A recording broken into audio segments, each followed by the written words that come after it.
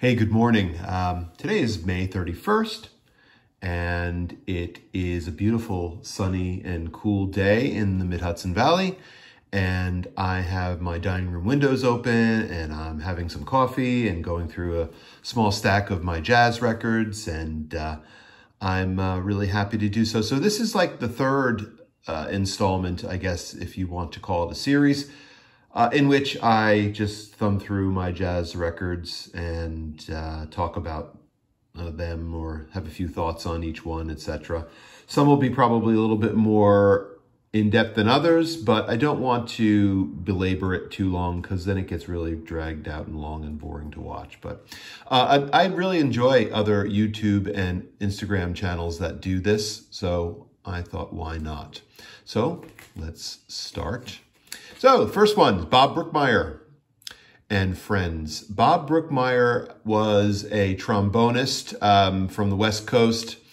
I believe West Coast. I think maybe he was from the Midwest but found fame. I always say West Coast because he did a lot of records for Pacific Jazz, which is a West Coast label. But Bob Brookmeyer was a unique one in that he was a valve trombonist. He played valve trombone instead of the normal slide trombone. He may have played slide trombone too, but a lot of times he had the valve, which operated in a different manner than a slide trombone. So it was kind of interesting, a little bit of a different approach to playing. It has some pretty neat tunes on it, some standards, Misty, Skylark, I'd grown accustomed to her face some time ago. Some time ago, I remember learning when I was a freshman in music college. This is a mono pressing out on Columbia. I don't know the year. I could probably find out, but I don't know off the top of my head. This is a really cool little record. I would recommend this to anybody who likes small group playing, led by trombone. Great work from Stan Getz and Herbie Hancock. Gary Burton. Gary Burton was a vibraphone, or is a vibraphone player. I think he was retired.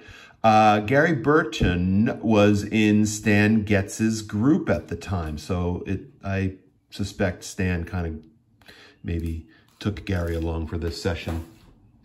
Next one is Wayne Shorter Juju.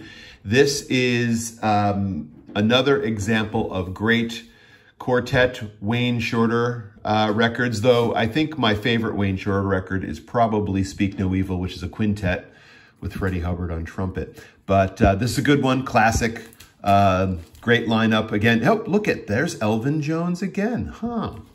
He appears on a lot of my records. Lots to say about this if you really want to get in depth. I don't have the time right now. This is one of his classic quartet albums from the early to mid 60s on Blue Note. He did Night Dreamer. That was a quintet album, Night Dreamer. He did Adam's Apple too. And this one, which are two of the most popular. Wayne just died, I think it was last year or the year before. Time goes by so quickly. Great tunes on this one. Love it. Herbie Hancock, Maiden Voyage. This is one of my favorite jazz albums ever. This is swinging. It's experimental. It's impressionistic. It is loud. It is soft and delicate. It is amazing. This is essentially, in a lot of ways, Miles Davis's 63, 64, 65 quintet, except Freddie Hubbard is on trumpet, right? George Coleman played with Miles, I believe, in 63, 64. Ooh, there's a train. Hope that's not too distracting. And then Herbie Hancock, Tony Williams, and Ron Carter from his great mid-60s to late 60s quintet.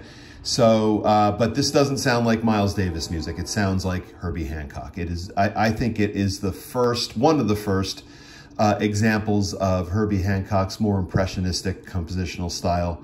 Amazing. He wrote all the tunes on this one. Dolphin Dance is gorgeous. Maiden Voyage is gorgeous. Little One is gorgeous. The others are great too, but this is an amazing album.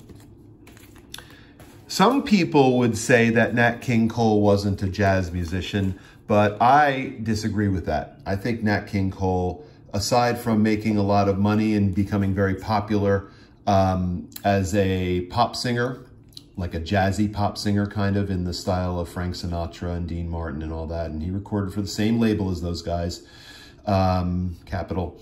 I think Nat King Cole was definitely a jazz musician. If you listen to his piano playing from the 40s, and even through his recordings in the 50s and some of the 60s when he did play on his pop records, he's just an amazing piano player.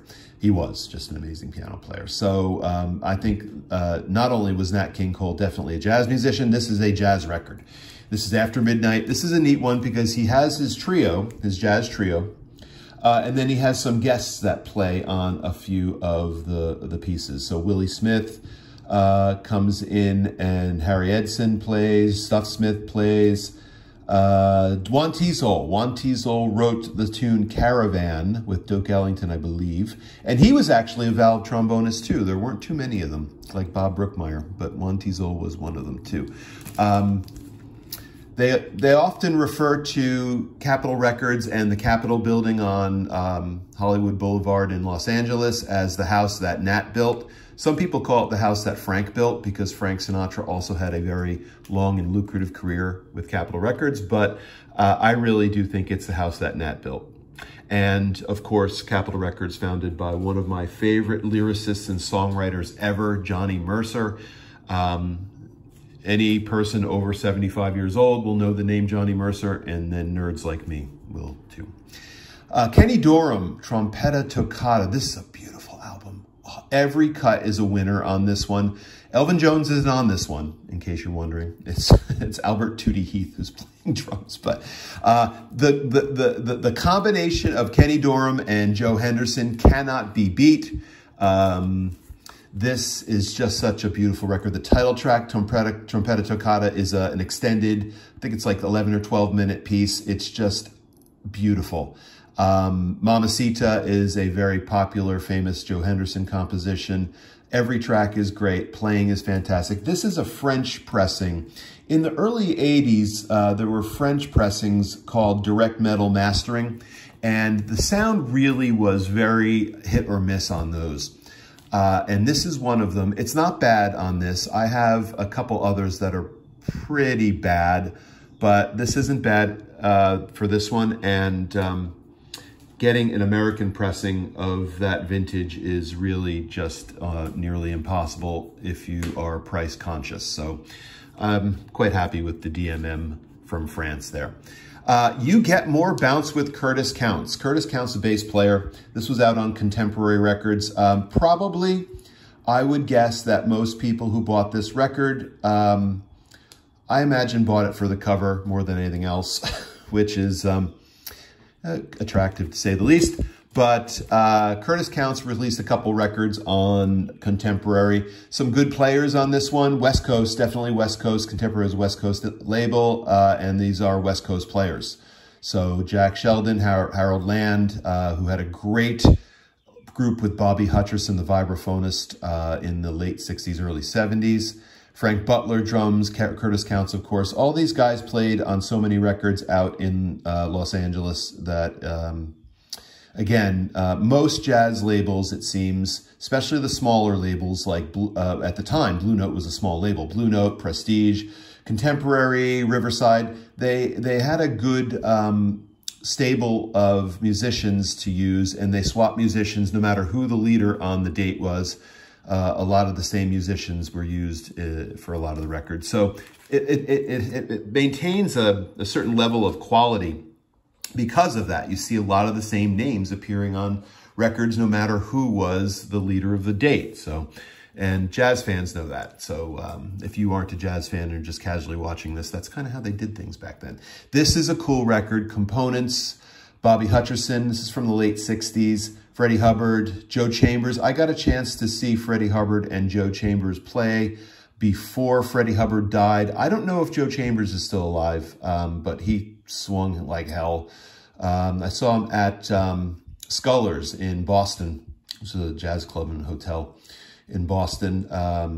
It was right before Freddie Hubbard died, so I was very happy to have seen Freddie Hubbard play live before he died. He wasn't in good shape, but it was like one of his last tours. He had, I think, a 7 or 8 piece band, and Joe Chambers was on drums. And anyway, this is Bobby Hutcherson, vibraphone player.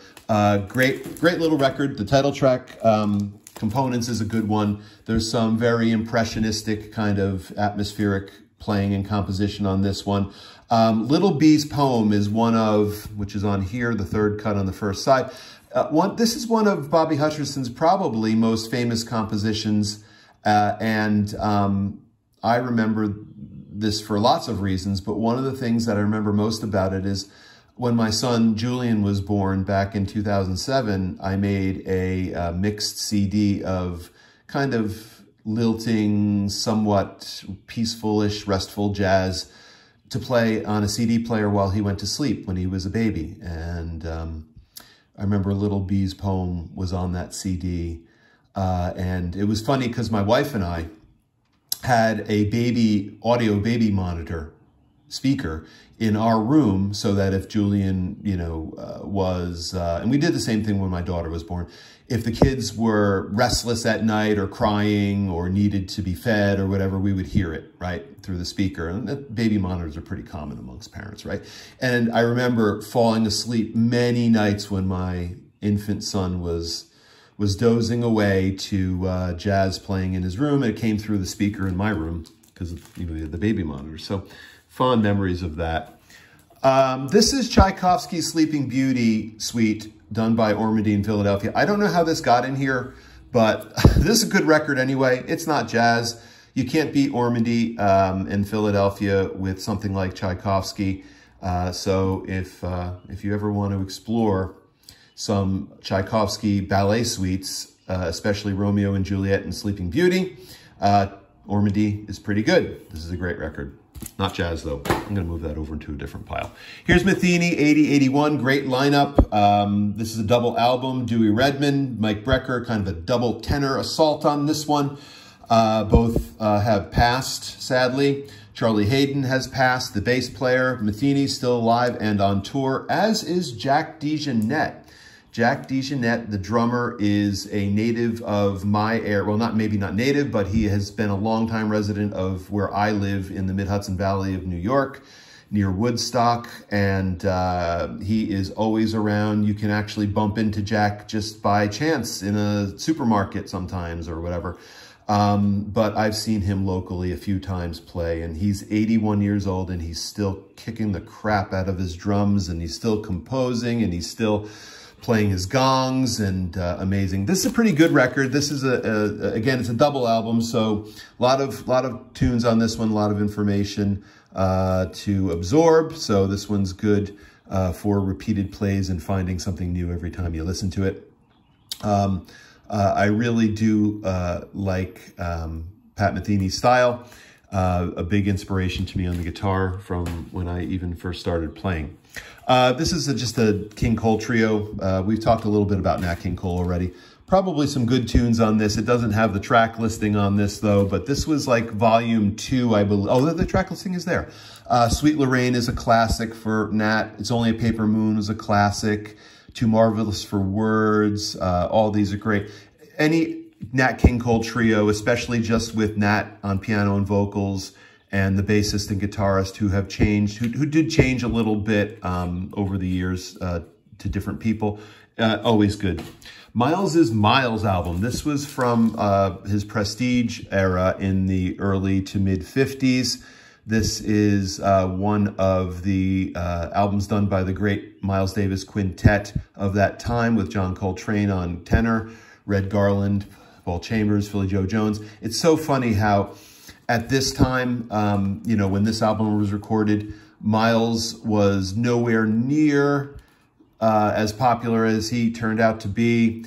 Coltrane was nowhere near as popular as he turned out to be, and they were still playing their butts off here, even at this early time in the early to mid 50s. I think it's 54, 55, something like that. But the version of Stablemates is really cool on this one. I really like that one. Stablemates is a Benny Golson composition. If you like John Coltrane, and if you like the gentle side of John Coltrane, even though I think that is a album in itself, that album title is, there is an album called that, I believe, you will like this record. This is a classic. This is John Coltrane playing with Duke Ellington. Hey, look at that, Elvin Jones on drums here. This is a beautiful album. My God, this is just amazing. This is an amazing record. More Ellington. Ellington Indigos on Columbia. Orchestral, not small group like the Ellington Coltrane album. This has some of his most favorite, my most favorite, and his most famous compositions. Solitude, Mood Indigo, Prelude to a Kiss. I remember playing that one at Berkeley too when I was in music college. Tenderly, which has been, Autumn Leaves, which has been covered. All these songs are classics, and Ellington Orchestra doing good versions. Speaking of classics,